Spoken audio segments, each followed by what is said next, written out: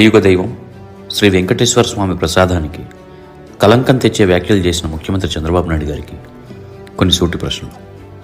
అయ్యా, 2024 జూన్ 4న ఫలితాలు వెల్లడైన తర్వాత మీ ప్రభుత్వం ఏర్పడింది.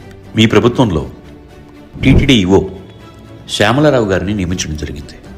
ఆయన 21 జూన్ ఒక రివ్యూ మీటింగ్ పెట్టుకుని అందులో ప్రసాదం యొక్క క్వాలిటీ గురించి డిస్కషన్ జరిగిన తర్వాత ఆ ప్రసాదాన్ని ల్యాబ్ రిపోర్ట్కి పంపించారు క్వాలిటీ చెకింగ్ కోసం. అది 17 జూలై పంపిస్తే 23 జూలై 2024న వాటి ఫలితాలు వెల్లడయ్యాయి. అయితే ఆనాడు మీరు దాన్ని బహిర్గతం చేయకుండా ఈనాడు మీరు తమరు ఆంధ్రావానికి తెలియజేసి ఏం చెప్పదలుచుకున్నారు?